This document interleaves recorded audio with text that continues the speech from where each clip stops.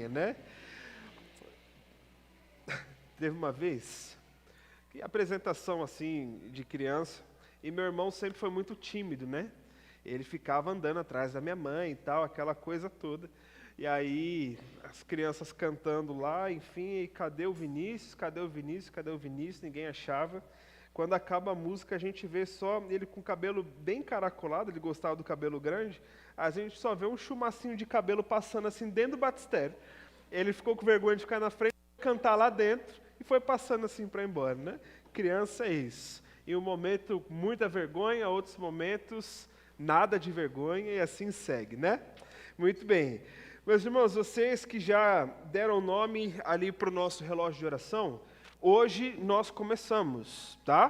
Como é que funciona? A Lice vai encaminhar em todos os grupos possíveis e existentes já da nossa igreja os motivos de oração de hoje até o próximo sábado. E a ideia é que você junte sua família para orar uma vez por dia, pelo menos, mas que você, dentro dos horários descritos que vocês escolheram, tirem ali até 15 minutos, né, Laís? A nossa proposta, se você não tem 15 minutos, mas tem 10, tem 5, está valendo.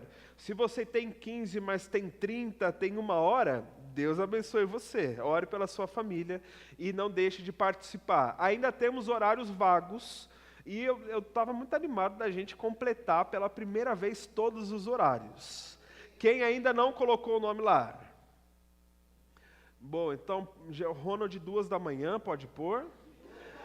Irmão Alvarino às 3 da manhã, vamos chegando de alguma forma. Mas não deixe de colocar o seu nome lá, tá bom? É muito importante para que você possa participar com a gente. Os irmãos que estão online, que não têm condição de estar aqui com a gente, vocês podem mandar uma mensagem para lá também, ou para o Luiz, enfim, e eles colocam o seu nome ali para a gente ter mais ou menos um vislumbre de como é que nós estaremos durante o nosso dia. E dito isso, nós começamos hoje, então, uma série de mensagens aqui na nossa igreja, chamada Construindo Valores. Construindo Valores. É a nossa série para esse mês de maio e para um pouquinho mais, entrando em junho também. E qual é a ideia, então, irmãos, de nós conversarmos sobre isso, ou qual a motivação dessa série para esse mês? É que, independente do momento da sua vida e do seu momento familiar, nós sempre vamos estar em construção. Concordam comigo? Nós sempre estamos em construção. Nós estamos, a um primeiro momento, construindo a ideia do que é sermos filhos, do que é sermos filhos depois adolescentes e jovens. Depois a gente começa a construir aquela fase já da vontade de ter a nossa própria casa, o nosso próprio lar. E nós então começamos um namoro que se torna um noivado, depois um casamento. E todos esses momentos, eles são uma construção também. Nós precisamos construir a ideia do que é um relacionamento sério e de um relacionamento principalmente que seja e que exista para a glória de Deus. Depois do noivado, nós vamos começando a dar os outros passos, construindo e, na verdade, também aprendendo o que é nós começarmos a convivermos com planilhas, com custos que nunca abaixam. Não sei vocês, mas quando eu ia ler Noivamos, era meio desesperador, né, amor, a ideia. Porque não tinha nada que a gente ia ver para o nosso casamento que custava menos de R$1.000. Tudo era mais de R$1.000, seja festa, seja um móvel ou outro que a gente queria, seja a decoração, tudo era de R$1.000 para cima, era desesperador. E a gente começa a construir essa visão de sair um pouco menos, deixar o McDonald's mais para o lado, o cinema vira Netflix com a família em casa, as saídas para outros rolês aí dos mais jovens começam a ser agora dentro de casa. A gente pede para a mamãe fazer uma comida para não ter que comprar, né? Coisas do tipo. E isso tudo acaba sendo também uma construção que influencia do nosso futuro para frente. Depois, o matrimônio é uma construção ainda mais complexa. O aprendizado da vida a dois, de como é que a gente lidar com preferências, com costumes, com visões de mundo, de família, de casa diferentes. E então a gente vai construindo até vir a paternidade. Depois a gente começa a viver o processo da voternidade. Conheciam esse termo, não? Eu fiz essa mesma coisa aí, mas tanto o ChatGPT quanto os sites sérios me disseram que existe esse termo, voternidade. É aprender a ser agora avô e avó. E a estragar o trabalho, né, que os outros estão fazendo. Dizem que essa é uma das melhores fases para quem já está, né, vivendo esse novo momento, em que não tem hora para doce, não tem hora para dormir, as regras são muito mais flexíveis, e aí então é um novo momento, e inclusive chegando aquele momento da vida em que nós precisamos aprender a construir também o envelhecimento, que é algo natural. Ninguém está preparado para viver essa fase dos 60 a mais desde os seus 20 anos de idade. As coisas mudam, a disposição muda, a visão mais madura do mundo, da família e de todas as outras questões já começa a ser muito mais presente. E isso tudo também, meus irmãos, é uma construção. Dizem que o Ronald jogava 5 partidas de futebol consecutivas, uma atrás da outra. No nosso day camp, foi 5 minutos.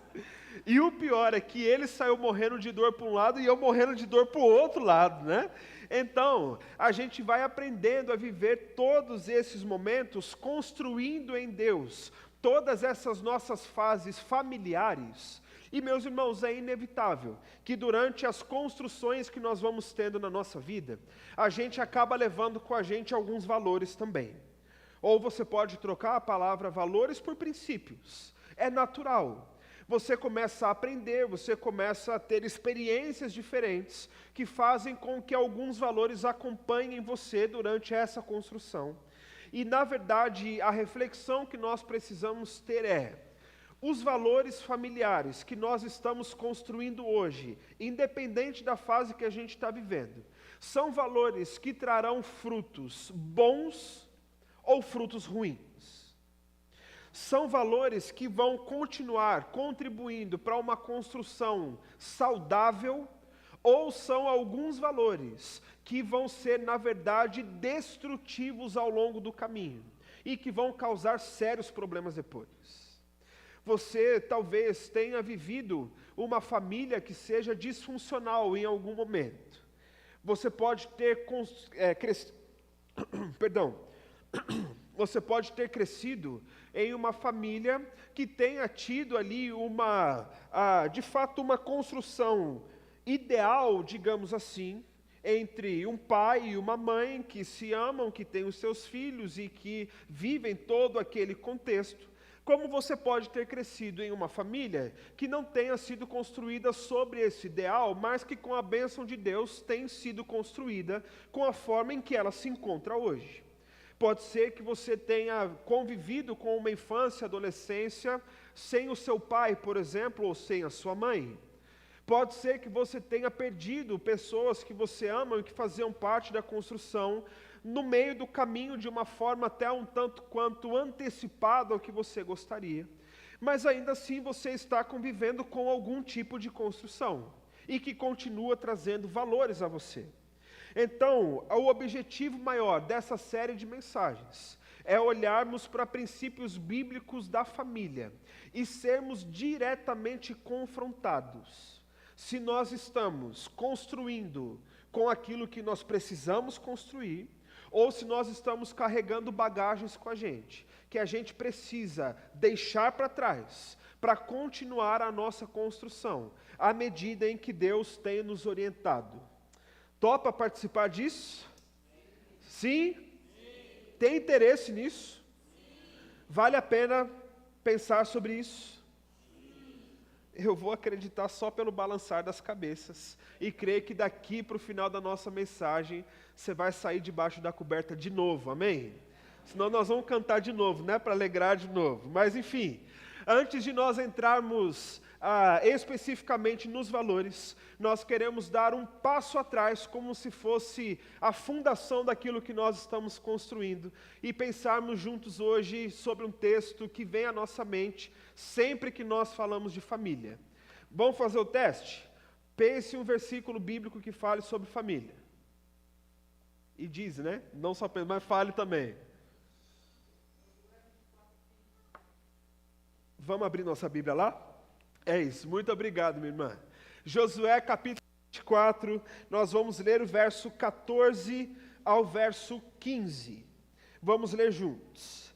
É um texto que você poderia citar já de cabeça, mas sempre é bom que você abra a sua Bíblia, que você folheie e que você esteja aí de olho no texto. Josué capítulo 24, verso 14 e verso 15. Se você achou, diga aí, achei. Se você está no caminho, fala, peraí. Vamos esperar, não tem problema. Inclusive, meu irmão e minha irmã, continua valendo sempre a nossa orientação. Se você está com a sua Bíblia, está com dificuldade de encontrar por algum motivo, peça ajuda para alguém, que alguém vai ajudar você, tá? Por um milagre ele não está de pé lá no fundo, mas o Gabriel e o Danilo também estão ali, prontinhos, é só você fazer um sinal que eles vão ajudar vocês, tá bom? Eu falei Gabriel e Danilo, né? Ou não? Então é Gabriel e Bolinho, vamos corrigir para o jeito certo. Josué 24, verso 14 e verso 15. Podemos ler juntos? Diz assim para nós a palavra do Senhor. Agora temam o Senhor e sirvam-no com integridade e fidelidade. Joguem fora os deuses que os seus antepassados adoraram além do Eufrates e no Egito e sirvam ao Senhor. Se, porém, não lhes agrada servir ao Senhor, escolham hoje a quem irão servir. Se aos deuses que seus antepassados serviram além do Eufrates, ou aos deuses dos amorreus em cuja terra vocês estão vivendo. Mas eu e minha família serviremos ao Senhor. Vamos ler essa frase juntos? Eu, porém, e a minha família serviremos ao Senhor. Feche seus olhos, vamos orar mais uma vez. Senhor Deus, nesse momento, nós mais uma vez colocamos a nossa condição diante do Senhor como totalmente dependentes da Tua ajuda, para discernirmos a Tua voz e o que o Teu Santo Espírito fará no nosso coração nessa noite, Pai. Pedimos que o Senhor nos ajude a entender, que o Senhor nos ajude a manter a nossa concentração, que o Senhor nos ajude a não nos distrairmos com o conforto, com o que quer que seja nesse momento, mas que o nosso coração e a nossa mente estejam diretamente conectadas com o Senhor, Pai. E eu, mais do que ninguém, preciso muito da Tua ajuda para conseguir passar à Tua igreja o que o Senhor tem nessa noite, Pai. Que o Senhor me cale no que for necessário e que o Senhor coloque na minha boca aquilo que eu nem pensei, mas que o Senhor tem para tratar com que seja uma pessoa nessa noite. Nós precisamos ouvir a Tua voz, Pai. Fala ao nosso coração em nome de Jesus. Amém. Amém. Meus irmãos, o livro de Josué é um livro extremamente rico em alguns detalhes que Deus fez na antiga aliança com o seu povo, e aquilo que Deus fez nos ensina em muita coisa. É uma pena em que nós, quando nos referimos ao livro de Josué, a gente conhece alguns recortes do começo e alguns recortes do final. Concorda comigo? Se a gente pensa em Josué, os dois textos que vêm à nossa mente, um é esse, do final do livro, e o outro é, não te ordenei eu, seja forte e corajoso. Nós já sabemos, gravamos os dois extremos, mas entre o capítulo 1 e o capítulo 24, meu irmão, tem 23 capítulos que são extremamente ricos em muita coisa. Então, quando nós olhamos para o final do livro de Josué como um todo, nós estamos olhando para a conclusão daquilo que Deus fez do capítulo 1 até o capítulo 23. E em uma passada rápida para a gente se encontrar dentro do texto, basicamente, o texto de Josué trata do finalmente, da cereja do bolo, entre a saída do Egito em Êxodo e agora a nova vida, o novo desmembrar da vida de Israel, finalmente chegando à terra prometida. São basicamente 40 anos de caminhada, de perseverança, de muitos erros, 40 anos que talvez nem precisassem ser assim, se o povo tivesse um pouquinho mais centrado, mas que de fato culminaram em uma caminhada grande até que eles chegassem à terra prometida. E esse chegar à terra prometida não é agora o final de toda a história do que Deus estava fazendo com eles. Mas eles começam a aprender que a chegada na terra só foi possível porque o Deus que libertou do Egito sempre foi fiel à sua aliança, ainda que o povo em muitos momentos tenha dado uma vacilada ou outra no meio do caminho. E uma vez que Deus se manteve fiel, agora eles precisam viver o desafio de continuarem sendo fiéis após terem chegado na terra prometida. Porque, meus irmãos, convenhamos que esse mesmo desafio de Israel é o nosso ainda hoje, guardadas as devidas proporções. Nós oramos, nós nos ajoelhamos, nós clamamos, nós fazemos propósitos para que a gente vença lutas grandes, para que a gente vença desafios enormes, mas quando a gente chega lá no finalmente, de onde a gente queria ter chegado, aí então a coisa começa a dar uma mudada. Não porque a gente tenha ficado mais ou menos crente depois de ter conseguido vencer o desafio ou conquistar aquilo que quer que seja que nós queremos conquistar, mas porque nós, quando lidamos diretamente com o conforto, com a paz e com o senso do nosso coração de desafio vencido, aí nós entramos numa seara um tanto quanto complicada, que é viver com o conforto de ter alcançado aquilo que a gente alcançou. Eu vi um meme esses dias, na verdade ontem, no Instagram à noite, em que haviam duas figuras de uma mesma pessoa, uma completamente séria e a outra com um sorriso de orelha a orelha. E aquilo para mim retrata muito da nossa dinâmica da vida com Deus. A primeira foto, que era a pessoa com um sorriso, ou melhor, sem sorriso nenhum, cara fechada, estava lá: meu chefe contou uma piada, mas eu já recebi meu salário. Não tem graça nenhuma. A segunda é: meu chefe contou uma piada, e já é dia 15 de novo. Eu estou para receber o salário. Sorriso de orelha a orelha. As piadas ficam mais engraçadas, o cafezinho na mesa do chefe começa a ser um pouco mais frequente, né? Ele liga a qualquer hora, você atende, mas depois do salário, tem hora, tem lugar, tem expediente delimitado, né? E às vezes a nossa dinâmica com Deus, meus irmãos, acaba entrando mais ou menos nisso aqui.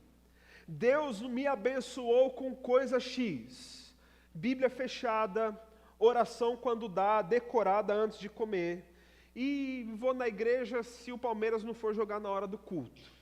Mas quando nós estamos no meio das nossas tempestades que nos cercam, aí é Bíblia do dia para a noite. É versículo para tudo que é lado, é oração em qualquer momento do dia, e Deus me livre de perder um culto, porque vai que é nesse culto que eu venha receber a minha bênção em nome de Jesus. Amém, igreja? Então, é mais ou menos isso que a gente faz, e é esse o risco que o povo de Israel já estava correndo, e a partir do capítulo 20, a gente começa a perceber que aquilo que era um risco, começa a se tornar realidade na vida dessa galera. Porque uma vez que eles entraram na terra, eles tiveram que conviver com alguns outros povos ao seu redor. E você sabe bem que no tempo do Antigo Testamento, um povo específico era basicamente um ou dois ou três deuses diferentes. À medida em que você convivia com várias outras nações, você estava vendo cultos, você estava sendo apresentado a outros deuses, e na cabeça daquele povo, errado, sabendo que estava errado, mas ainda assim, vida que seguia, era basicamente entender que se eu preciso de colher mais esse mês, eu tenho o Baal, que é o Deus da agricultura, e vai me abençoar.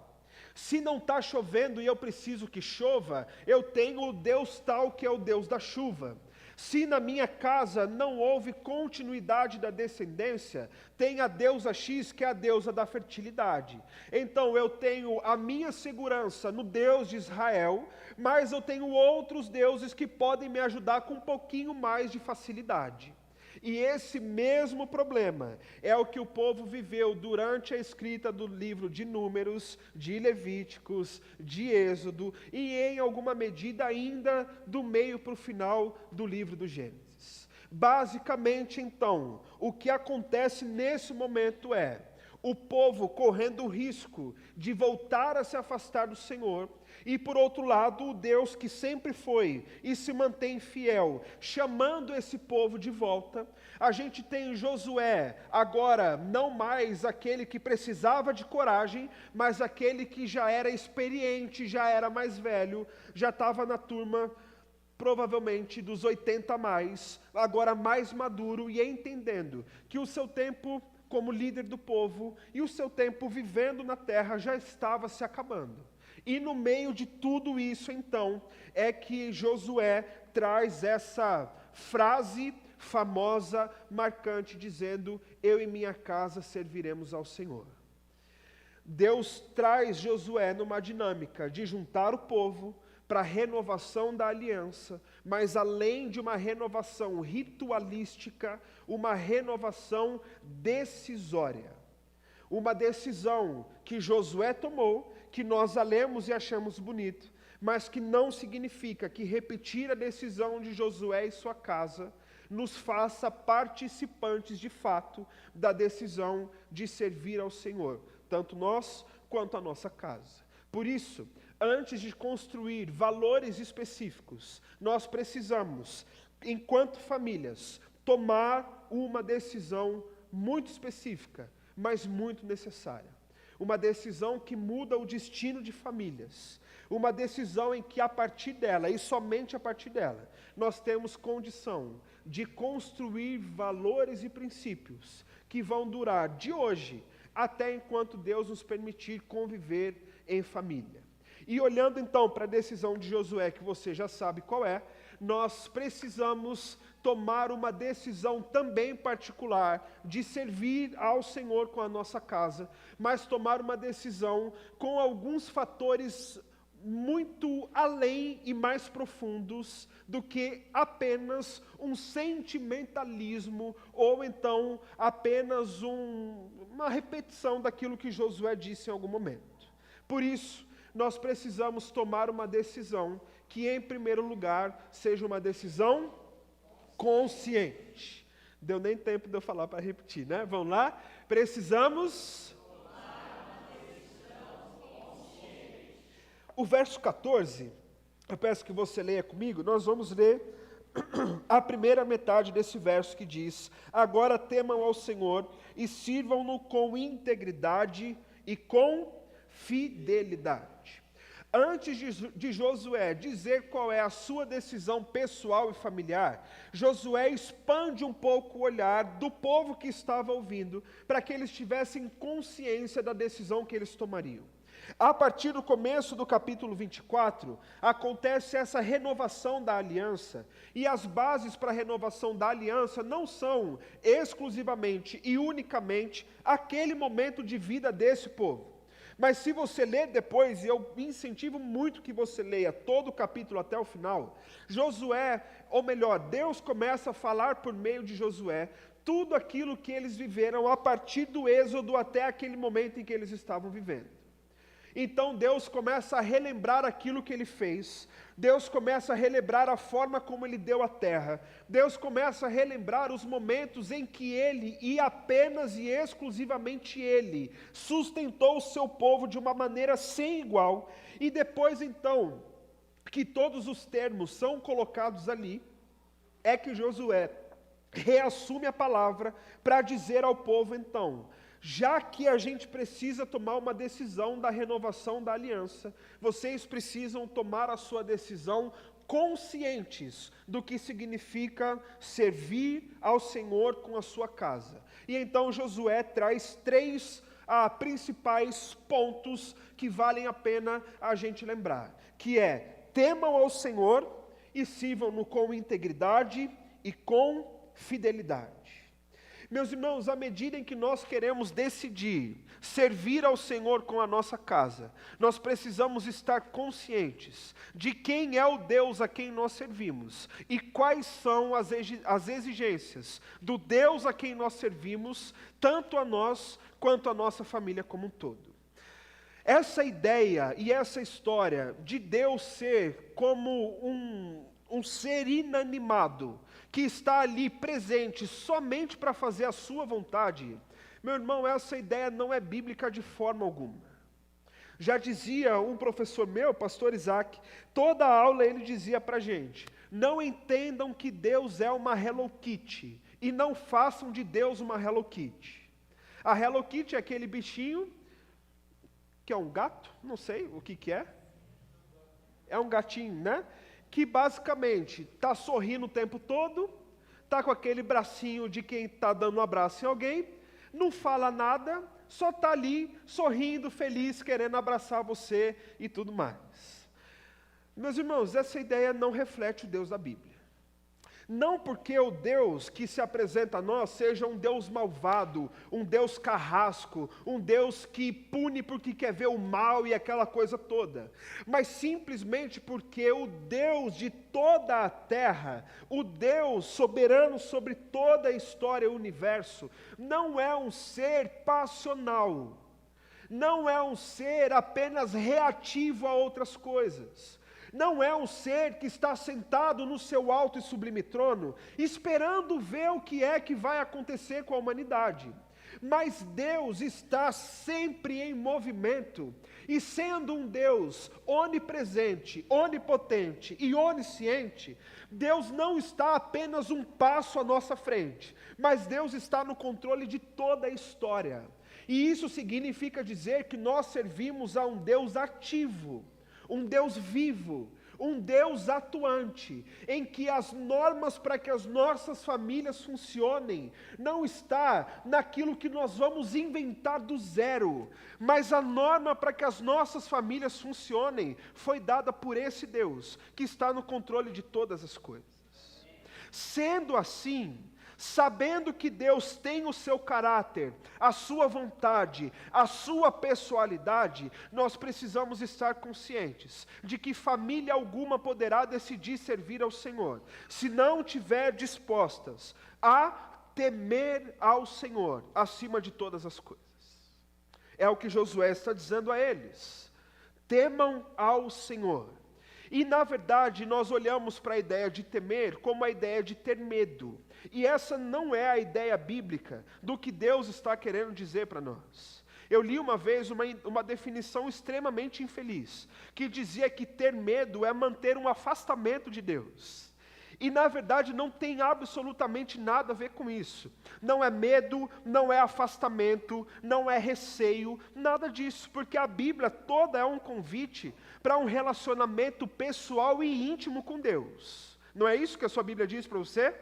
Então nós não precisamos ter medo ou andar afastados do Senhor, mas o temor nada mais é do que uma ação de nós, homens, criaturas, para o nosso Deus, com profundo respeito e com profunda reverência ao nosso Senhor. Temer a Deus é respeitá-lo acima de todas as coisas e reverenciá-lo à medida em que um Deus como o nosso Deus merece ser referenciado também. Melhor, reverenciado, desculpe. É mais ou menos a ação de um servo para o seu senhor, mas que ultrapassa isso. É a relação, por exemplo, de um filho para com seu pai. E a ideia bíblica, principalmente no livro dos Provérbios, principalmente no livro dos Provérbios, é mostrar Deus como sendo esse a quem nós tememos, mas esse Deus que nós tememos como tememos a um pai amoroso, mas um pai que disciplina, um pai bondoso, mas um pai que direciona. Então não é temer ao Senhor com a nossa família reunida, morrendo de medo do que Deus vai fazer, mas é decidir que em família nós respeitaremos e nós reverenciaremos a Deus, acima de absolutamente todas as coisas.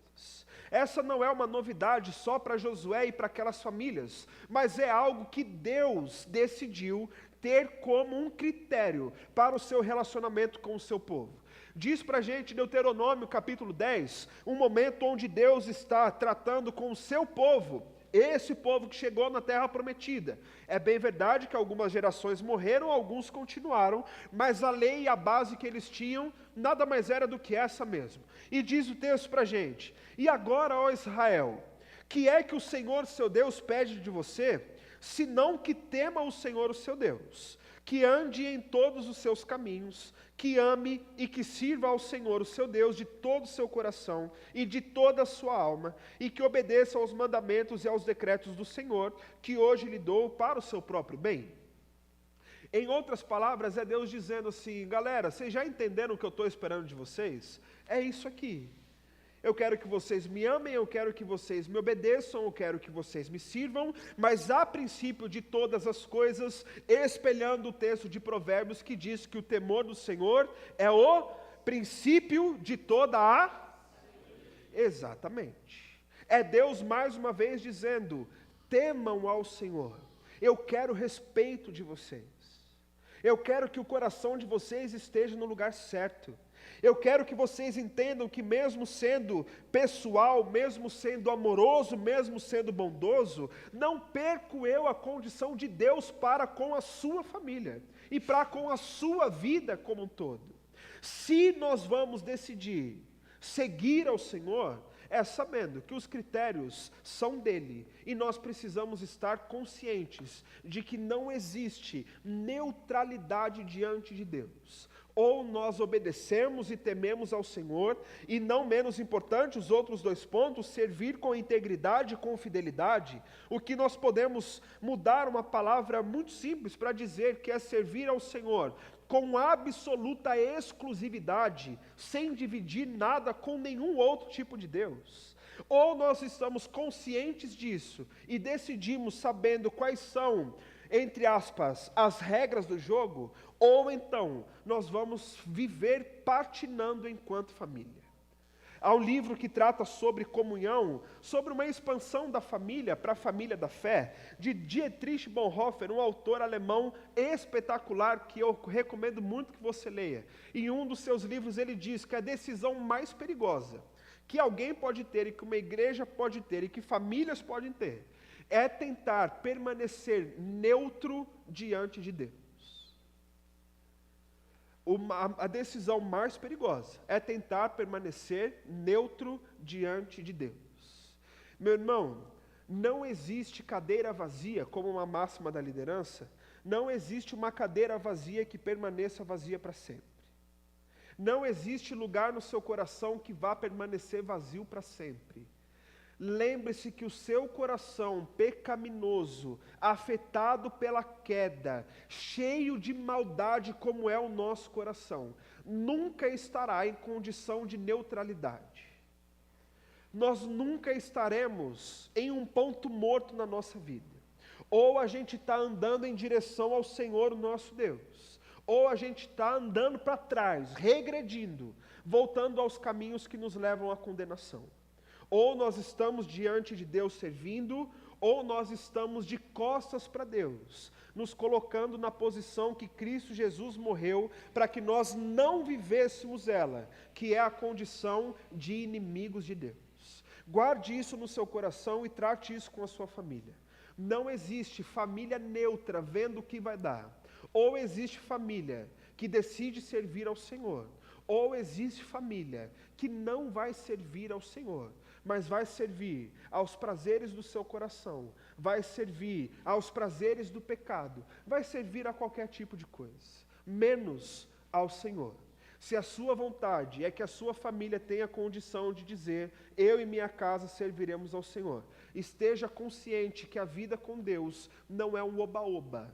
A vida com Deus não é qualquer coisa que apareça para a gente. A vida com o Senhor exige de nós uma postura que agrade ao coração do nosso Deus. Amém?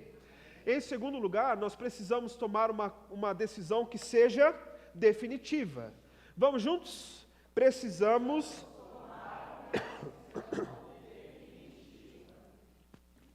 A segunda parte do verso 14 diz para nós: joguem fora os deuses que os seus antepassados adoraram, além do Eufrates e no Egito, e sirvam ao Senhor. Uma vez em que o povo já está entendendo a sua corrupção, já está entendendo que eles precisam saber que Deus tem a sua postura e nós é que nos adequamos e não Deus a nossa. Agora Josué trabalha para que essa decisão seja definitiva. Para o tempo de Josué, como é que se define então qual é a decisão que vamos tomar? É servir a Deus, temer a Deus, servir com exclusividade, o que nos obriga naturalmente a jogar fora todos os outros deuses, a abrir mão de tudo aquilo que queira competir em tempo, em atenção, em adoração, em devoção e em exclusividade com Deus. Para essa turma que Josué está escrevendo, de fato eles constituíam alguns deuses feitos de barro, deuses de pedra, imagens, às vezes alguns frutos eram feitos como deuses, colocados dentro de casa para serem adorados. E apesar de nós conhecermos algum tipo de contexto que leve a essa mesma alusão do que Josué está tratando, convenhamos que nós, cristãos, discípulos de Jesus, protestantes, herdeiros do protestantismo, nós não temos na nossa casa santos colocados em altares para que a gente adore. Concorda comigo? A gente não tem, e o ideal é que não tenha, e se você tiver, que não tenha mais em nome de Jesus. A gente não faz pequenas imagens para que a gente adore, nem mesmo para que a gente se lembre de pessoas específicas. Imagina um Eliseuzinho de porcelana no altar da sua casa, em que você olhe e se inspire pela vida do irmão Eliseu e pense, vou aqui adorar ao pequeno Eliseuzinho de barro. Não existe esse tipo de possibilidade. Um Ronald pequenininho, um Ronald de barro, dentre todos os outros. Seria até um bonequinho bonitinho, né? Fazer assim um bonequinho sorridente, né? Um negócio assim. Mas no fim das contas, nós não corremos esse tipo de risco hoje com o nosso contexto. Mas, meus irmãos, o conceito bíblico e a teologia bíblica a respeito de idolatria e de falsos deuses não é exclusivo a pequenos santuários, altares que você produza dentro da sua casa. Inclusive, para o conceito da teologia bíblica sobre a infidelidade a Deus, não é necessariamente exterior em algo que a gente esteja vendo. Mas o maior risco que nós corremos está dentro do nosso coração. O lugar onde nós erguemos novos falsos deuses é dentro do nosso coração, irmãos. O lugar onde nós tiramos Deus do centro para colocar outras coisas é dentro do nosso coração. O lugar, a luta da idolatria, não é o seu altar, não é o seu objeto, não é aquilo que você em algum momento corra o risco de devotar, mas geralmente são situações, são costumes, são pontos familiares culturais, são pessoas da sua família, que você tirou Deus do centro do seu coração, e que você foi lá e colocou outra coisa no lugar. E agora a sua vida só tem sentido se for para cumprir as expectativas, se for para cumprir os desejos, ou se for para manter sendo como é, aquilo que você colocou no altar no seu coração. E meus irmãos, uma das constatações mais difíceis da minha vida, e não difícil no nível de complexidade, mas difícil no nível de entender que isso poderia acontecer, foi de entender que nós corremos o risco de trocar a ordem dos fatores, para que a gente passe a idolatrar as nossas famílias, e colocá-las como deuses no nosso coração. Nós corremos o risco de levar às últimas consequências aquela ideia em que nós dizemos, e enchemos a boca para dizer, porque parece ser muito bonito, que a minha família vem em primeiro lugar. A minha família vem em primeiro lugar na minha vida em todas as coisas. E se essa é a sua condição, você corre o risco gigantesco de a médio e longo prazo trocar os princípios de Deus para a sua vida pelos princípios da sua família para a sua própria vida. E aí você pensa, mas que colocação infeliz para o mês da família, né, pastor? Você está viajando, que história é essa? E me permite explicar. Uma vez em que nós construímos uma família, tendo ela acima dos valores e da pessoa de Deus para a nossa vida em particular, nós estamos construindo algo que em breve vai cair. Porque, meu irmão, se a sua prioridade, inclusive enquanto família, não for obedecer a Deus e fazer a sua vontade, você vai estar construindo a sua família sob um alicerce oco. Você vai estar constituindo a sua família de forma em que a base dela serão os costumes que vocês vão adotar ao longo do tempo exclusivamente. Será a devoção a pessoas da sua família que serão vistas como sendo intocáveis ao longo do tempo, ainda que elas estejam erradas. Você vai construir uma família que vai estar baseada naquele costume tão específico que, se for contrário à palavra de Deus, que a gente tire a palavra de Deus do nosso convívio familiar, mas que a gente mantenha a família do jeito que sempre foi. E esse risco, ele é tão sutil, porque ele nem parece ser um risco para a gente. É muito bonito a gente dizer que a nossa família de fato vem em primeiro lugar e que a gente quer lutar e manter pelo zelo da nossa família. Não é bonito uma coisa dessa? É poético. E, na verdade, é algo que não é errado em essência. Nós precisamos mesmo lutar por isso, desde que a nossa família esteja fundamentada e esteja debaixo do que Deus quer que a nossa família esteja e de onde Deus quer que nós estejamos, para que a gente não corra o risco de adorar o nosso contexto familiar no lugar do nosso Deus. E eu quero compartilhar com você duas histórias que ninguém me contou, mas que eu vivi mesmo não acreditando que eu estava vivendo. Uma dessas foi, inclusive, de pessoas que me autorizaram a dizer, uma aqui, outra na outra igreja. Mas uma dessas histórias foi um casal que veio conversar comigo.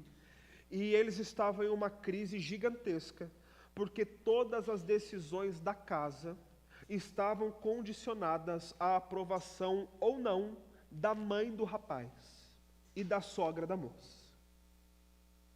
E o contexto em que esse casal vivia era um contexto de fidelidade a Deus, o casal preocupado em se alimentar do Senhor, da palavra de Deus, de viver, de servir e de caminhar com Cristo, com a igreja, constituir uma bela família, mas não conseguiam desapegar de jeito nenhum da pessoa da sogra. E qual é o problema quanto a isso? Meus irmãos, pessoas que já viveram mais do que a gente, que têm mais trajetória de casamento, são ótimos conselheiros. São pessoas que têm condição de aconselhar, de orientar a partir da sua experiência. E isso é muito bom para a gente. Mas você já tem que saber, meu irmão, que sua mamãe vai sempre te ver como bebezinho, indefeso. Que aquela moça lá, coitada, coitado dele, né? Que aquela moça malvada está querendo se aproveitar do bebezinho dela. E todas as questões que virão depois estão condicionadas a esse tipo de leitura da realidade. E você, minha irmã, muito provavelmente, papai e mamãe vão ver você como uma princesinha da casa, que está correndo apuros na mão desse ogro infeliz que está do lado seu. O Marlon não é um ogro, o Marlon é lindo, lindo. Só insiste em tirar a barba. Fica tão bonito de barba, mas, enfim. Homens elogiam outros homens, certo? Masculinidade, como é? Eu ia falar tóxica, é a outra. A boa, né? Isso, forte. Mas, enfim, não existe condição de algum tipo de relacionamento dar certo desse jeito. E chegou um belo dia em que o filho foi conversar com a mamãe, porque eles iam fazer uma viagem determinada para um lugar determinado. E aí eles estavam para comprar as passagens e o filho foi lá, ligou para a mamãe para dizer: mamãe, estou querendo viajar para tal lugar. O que é que, mamãe, você acha? Aí mamãe foi e disse: não, isso é muito bom, isso tá, não sei o quê. Inclusive, tem uma experiência que vocês podem viver, que é uma experiência muito interessante para afirmar o casamento de vocês. Sabe qual é essa experiência? Massagem de casal. Tem lá no hotel tal a massagem do casal, só que tem uma coisa, filho. Já que vocês vão estar nessa experiência, tem uma tal de uma massagem que é chamada massagem tântrica. Você conhece, meu bebê, esse tipo de massagem? E basicamente é uma massagem íntima de cunho absolutamente sexual. E quando o rapaz chegou para conversar com a esposa, para dizer, mamãe falou para a gente fazer esse negócio. Ela virou e disse, mamãe que vá para outro lugar. Porque isso não vai acontecer. E a crise do rapaz, meus irmãos, era pensar na possibilidade de fazer uma viagem e de dizer não à experiência que mamãe está propondo. Porque no fim das contas, ainda que eu tenha que se sacrificar o princípio bíblico da fidelidade do casamento, que sacrifique, esse não é o problema. O problema é como é que eu vou desagradar a mamãe e voltar para a casa da mamãe depois. Lhes apresento a idolatria familiar da família que vem em primeiro lugar. Segunda história, que eu vivi, infelizmente, onde uma senhora que era da nossa igreja, chegou para conversar, para bater um papo lá e pedir orientação, porque ela estava tendo muito problema com seus filhos. E aí eu fui tentando entender o que é que estava ocasionando esse tipo de problema e de questões e tal.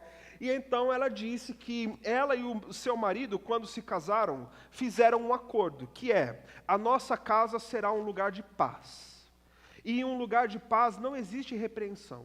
A gente aprende com os nossos próprios erros, certo? Certo.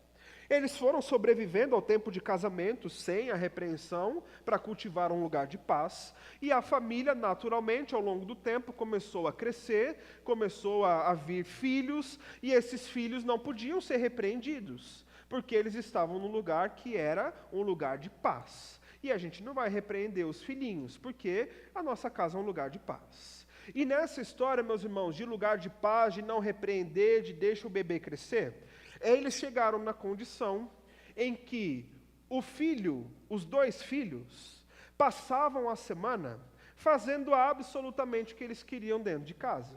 Sem respeito à regra, sem respeito ao horário, sem respeito àquilo que os pais criam e diziam que era bom ter em casa, porque a gente só fala que é bom, a gente não põe de regra para o bebê não frustrar. Então a gente só fala que é bom. É bom, filho, que você não fique trazendo mulheres para casa o tempo todo. É bom, filho, que você pare de trazer amigos que estão trazendo bebida alcoólica para dentro de casa. É bom, filho, que nessa social que você está fazendo, vocês não fiquem fumando maconha na sala de casa. É muito bom que isso não aconteça.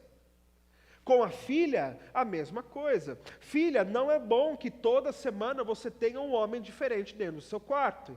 Filha, não é bom que você fique usando droga na sala de casa, na presença do papai e mamãe. Mas já que a gente não pode repreender, a gente deixa acontecer, porque vai chegar um momento em que eles vão aprender com os próprios erros. E o fator motivador dessa família conversar comigo foi que os filhos fizeram uma reunião, chamaram papai e mamãe para a mesa do jantar para dizer, papai e mamãe, será que vocês, já que se aposentaram e não precisam trabalhar e tal, vocês podem liberar a casa para a gente na sexta-feira e voltar na segunda? E o problema desse casal é que como é que a gente vai dizer não para os nossos bebezinhos? E aí a gente vai conversar e vai entendendo que, dizendo, meus irmãos, a Bíblia diz que os filhos precisam respeitar os pais. A Bíblia diz que vocês, como pais, não devem irritá-los, mas devem ensiná-los os caminhos do Senhor. A Bíblia diz que a disciplina, ela não é algo ruim, mas a disciplina é um fator de amor para com a vida dos seus filhos. Vocês precisam desenvolver a sua família de uma forma em que vocês estejam centrados na palavra de Deus, e significa chamar os seus filhinhos, os bebês, para dizer assim, bebê de 24 anos, bebê de 30 anos e bebê de 32. Vocês não podem fazer isso e essa casa é nossa. E sabe qual é a resposta que eu tive naquele momento, meus queridos irmãos? É de um casal maduro, chegando nos seus 65 anos de idade na época, olharem para mim e dizer: pastor, a gente até entende a sua posição, mas a nossa família é prioridade, não vamos perder os nossos filhos por conta disso. E sabe o que começou a acontecer? Pai e mamãe alugaram uma casa na praia, para que quando desse sexta-feira eles pudessem ir e voltar na segunda-feira, para manter a liberdade dos seus filhinhos. Em outras palavras, e obviamente num contexto extremo, lhes apresento mais uma vez a idolatria familiar, em que a minha família vem em primeiro lugar, ainda que eu precise sacrificar aquilo que Deus espera de mim.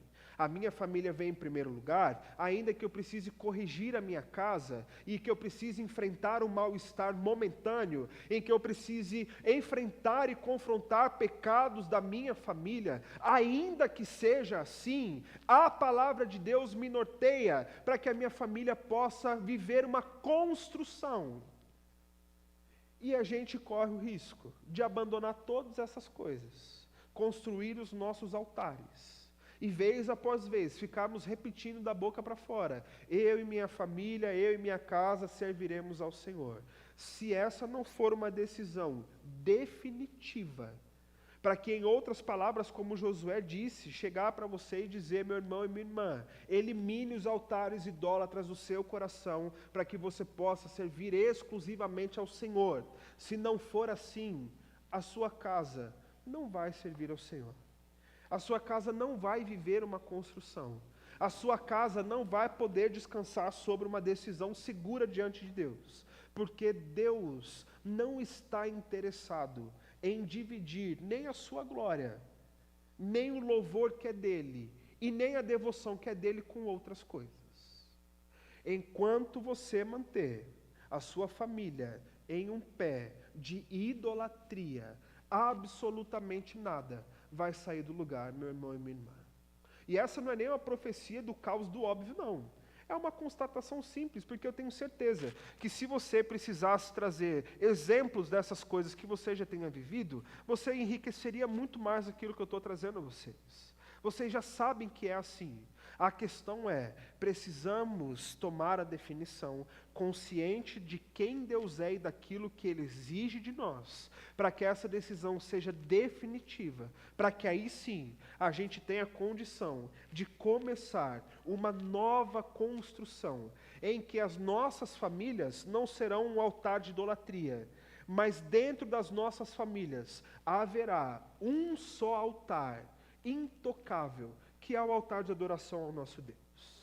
Que seja assim com as nossas casas. E em terceiro lugar, então, precisamos tomar uma decisão inegociável. Vamos lá? Precisamos. Verso 15, mais uma vez.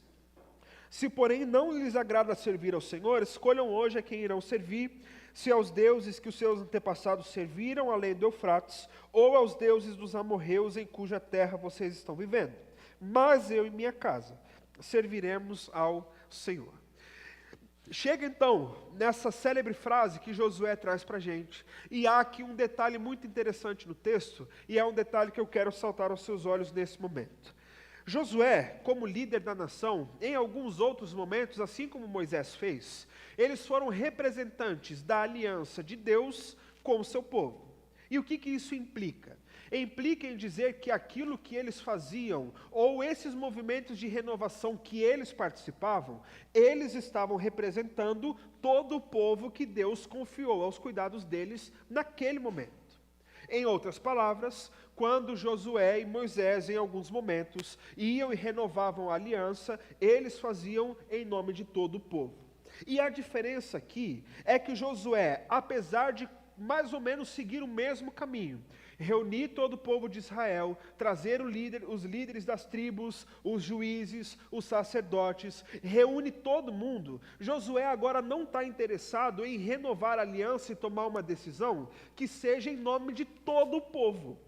Mas perceba que a dinâmica do texto é justamente essa. Se vocês vão servir ao Senhor ou aos outros deuses, na NVG, nova versão do Gui, nesse momento, Josué está dizendo: se vocês querem servir a Deus ou aos outros deuses, problema é de vocês. O que eu tenho para dizer é que eu e a minha casa vamos servir ao Senhor. Se vocês vão seguir o mesmo caminho, problema de vocês, decisão de vocês. Quanto a mim, eu e a minha casa, nós vamos servir ao Senhor. Acontece essa primeira divisão que mostra para a gente, e que apesar de ser algo óbvio, é algo que você precisa tratar também no seu coração. Não basta apenas você olhar como uma forma até inspirativa daquilo que Josué disse e decidiu para sua família, como sendo algo que você vai recitar, que você vai pôr uma plaquinha na porta da sua casa, e magicamente as coisas vão começar a acontecer de acordo com a vontade de Deus. Essa decisão, da mesma forma que foi pessoal a Josué e pessoal às outras famílias que decidiram também seguir aquilo que Josué estava trazendo, ela foi uma decisão de cunho extremamente particular. É você e a sua família que precisam tomar a decisão, meu irmão. Saber que talvez eu e a minha casa, que o Eliseu e a casa dele, que o Ronald e a casa dele, que o Vitor e a casa dele decidiram servir ao Senhor, não faz de você alguém que está na mesma condição. Você precisa tomar a decisão de servir ao Senhor. Simples assim. E o que torna essa decisão inegociável aos olhos de Josué, é que Josué não espera a resposta do povo para que ele tome a sua própria decisão. Josué não está preocupado com o que a grande massa iria fazer. Josué não está preocupado com a aceitação, a sua afirmação ou não. Josué não está preocupado se a galera vai aplaudir ou se a galera vai vaiar. Josué está preocupado simplesmente de tomar a sua posição diante de Deus e levá-la até o final. O interessante é que no decorrer do texto, por isso, por favor, leia todo o capítulo quando você puder. Chega um momento em que Josué recebe a resposta do povo dizendo: não, nós também vamos servir ao Senhor. E Josué olha para eles para dizer: vocês não têm condição de servir ao Senhor. Vocês precisam se lembrar de novo, ter consciência e tudo mais. O texto vai seguindo e o povo está dizendo mais uma vez: não, Josué, nós vamos também servir ao Senhor, seguindo a direção que você e sua família estão seguindo. E Josué mais uma vez olha para eles para dizer: então, vocês vão precisar entender quais são as circunstâncias e as aplicações que a desobediência tem para a família de vocês. Desobedecer a aliança vai trazer consequências. E o tempo todo parece que Josué não está querendo que eles sigam a mesma coisa. E eu não sei se a sua leitura vai mais ou menos na minha direção ou na direção que eu leio o texto, mas é como se Josué mais ou menos já prevesse o que estaria acontecendo e está dizendo: essa decisão é minha, tomem a decisão de vocês, saiba que existem obstáculos. Essa decisão é minha, tomem a decisão de vocês, sabendo que não cumprir a sua decisão vai trazer consequências. Essa é a minha, andem por vocês, conhecendo todas as coisas. E se você tem uma Bíblia, talvez de estudo, uma Bíblia um pouco maior, enfim, como seja, você não precisa virar mais do que uma ou duas páginas para encontrar o livro de Juízes no capítulo 2. O livro de Juízes no capítulo 2 acontece no máximo 10 anos depois da morte de Josué. E isso no máximo numa contagem bem elástica. E sabe que o livro de Juízes no capítulo 2 vai contar para a gente sobre esse episódio? Que o povo mais uma vez voltou a fazer o que era odioso aos olhos do Senhor e foram servir aos Baalins. Nós não temos notícias sobre a família de Josué. O que a gente sabe é que Josué morreu com a sua família servindo ao Senhor.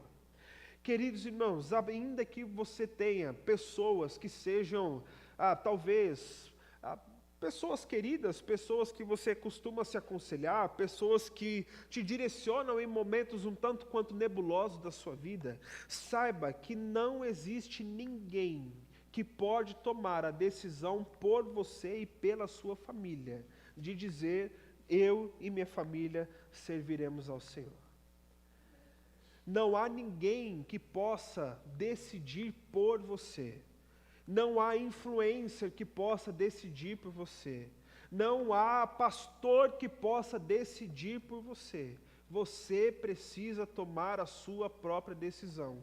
Manter-se fiel à aliança, nova aliança, não aquela de Josué, mas a da cruz em Cristo Jesus, para que você viva a experiência de construir um lar que tomou a decisão inegociável de servir ao Senhor acima de todas as coisas.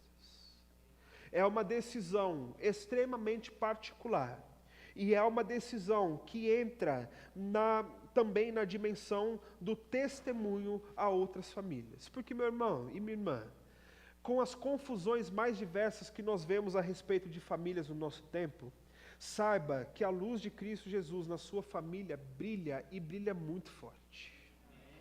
Saiba que no meio dos seus vizinhos que vivem nas trevas desse mundo caído, saiba que nas reuniões de família, dos aniversários, dos natais, das viradas de ano, existem pessoas que você ama, tios, primos, pais, não sei, filhos, como é a formulação da sua família. Existem pessoas que, à medida em que você se mantém fiel ao que Deus espera de você, não conseguirão deixar de notar a luz de Cristo Jesus que brilha entre você e a sua casa.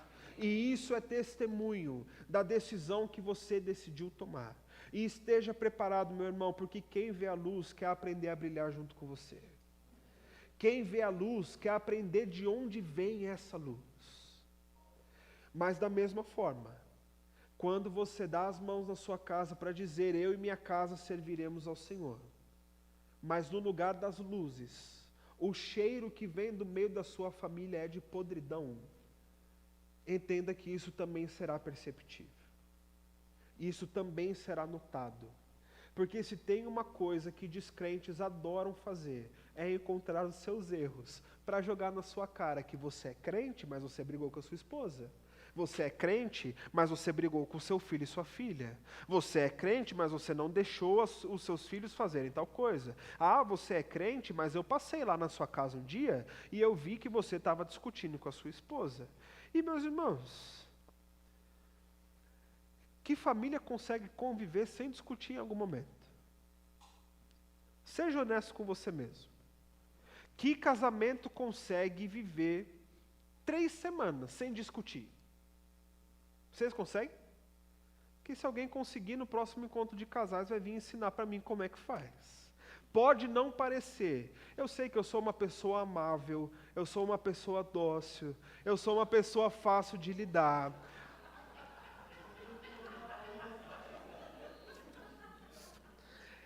Eu sou uma pessoa exemplar e humilde ao mesmo tempo. Eu consigo reunir essas duas características. Mas, meus irmãos, se tem alguém que sabe como é difícil lidar comigo em alguns momentos, é a minha esposa. E se tem alguém que pode atestar a você que toda baixinha é um poço de raiva concentrado, sou eu também. A gente discute em alguns momentos. Obviamente, eu estou sempre errado. Está tudo bem. A vida segue desse jeito. Mas, inclusive, a forma como você decide discutir e resolver os problemas da sua casa, meus irmãos, trata do testemunho, se você decidiu ou não, que a sua casa é um lugar de servos do Senhor. E eu não estou aqui, Deus conhece a minha intenção e vocês conhecem o meu coração de dizer que eu não estou fazendo autorreferência a mim e a minha família, porque nós precisamos aprender tanto quanto cada um de vocês. Mas, em alguns momentos, nós recebemos parte da nossa família em casa para passar alguns dias com a gente. E foi muito interessante que em um dos momentos um rapaz chegou para dizer assim, como é que vocês conseguem brigar e vocês não se xingam? Como é que vocês conseguem brigar e irem dormir juntos? Como é que vocês conseguem brigar de noite e de manhã vocês estão conversando e dando risada na mesa do café da manhã? E aí eu disse, é porque eu sou muito bom. E eu, mentira. A vontade é essa, né? Mas eu fui e disse assim, meu querido amigo, nada mais é do que a graça de Deus sobre as nossas vidas. E entender que, inclusive, as nossas vontades e o nosso senso de autojustiça precisam estar sacrificados na cruz, porque senão não existe família que resista. Eu não cheguei nessa fase ainda, meus irmãos, mas você já teve que brigar com seu filho, brigar com a sua filha. Você sabe como é difícil fazer isso, sem perder o limite do Evangelho para que você corrija em amor. Você talvez já tenha passado por isso, eu ainda não cheguei lá, de saber como é sentar com um neto, de chegar, chamar a atenção do neto de uma neta, sem perder as diretrizes do Evangelho para você e para sua casa. E tudo isso só é possível à medida em que você tomar a decisão, consciente de quem Deus é e do que Ele espera de você. De você tomar uma decisão definitiva de que nada vai tomar o lugar do Senhor na sua família, nem mesmo a sua própria família.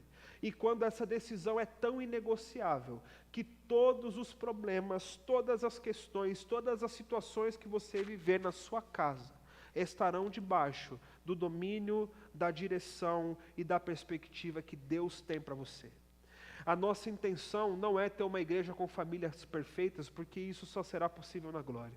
Mas à medida em que a base para a construção familiar da nossa casa for essa que Josué apresenta para a gente, e à medida em que essa decisão se tornar a sua decisão pessoal e particular, aí sim, nós teremos condição de começar uma construção com valores saudáveis, porque o alicerce da nossa casa será o nosso Deus, a sua palavra e a sua direção para a gente. Que em nome de Jesus essa possa ser a realidade para você e para a sua família, para que vocês sejam uma casa de servos, uma casa de adoradores, uma casa de intercessores, uma casa de miseráveis pecadores que foram remidos e encontrados por Deus e que para a glória dele decidiram viver uma vida que vale a pena ser vivida e compartilhada em família, para a glória de Deus.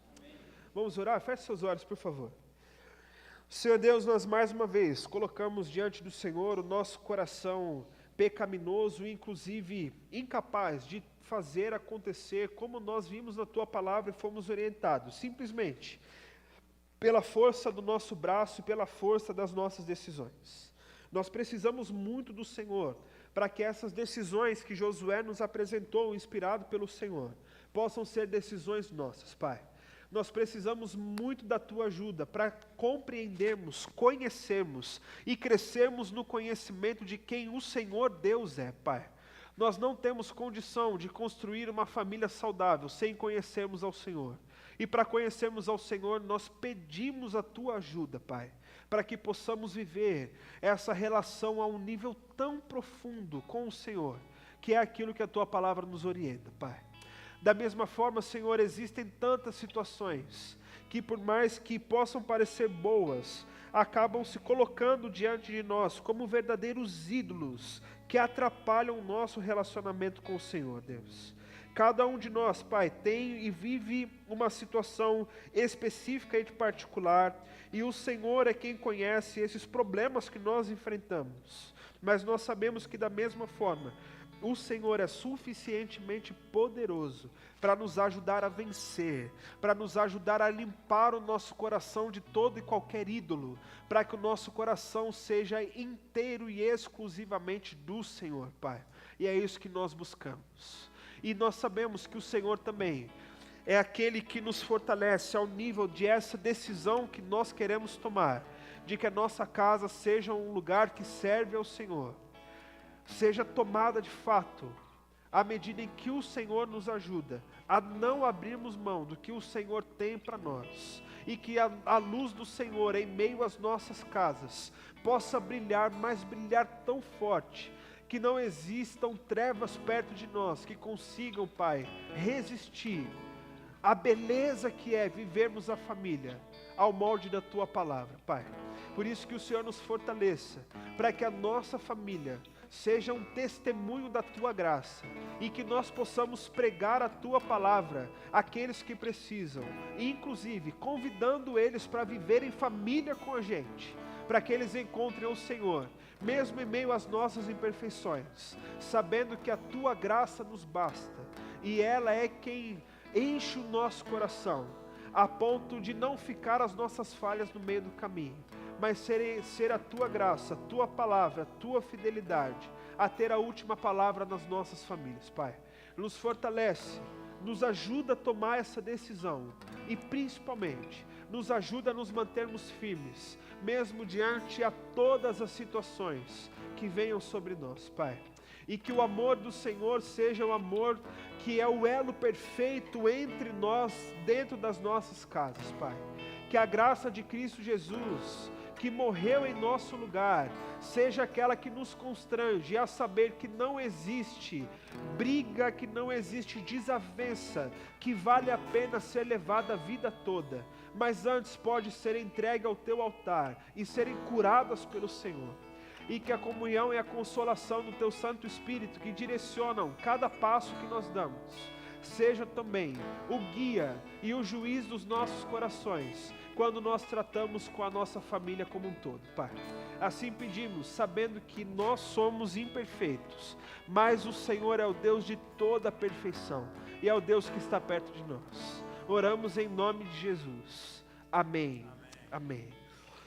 Meus irmãos, eu peço que, se você pode, você fique de pé mais uma vez, porque hoje nós queremos terminar o nosso culto de uma forma um tanto quanto diferente, e que você não entenda que a celebração terminou aqui no amém, mas que nós continuaremos a celebrar. Você pode pôr um sorriso no seu rosto?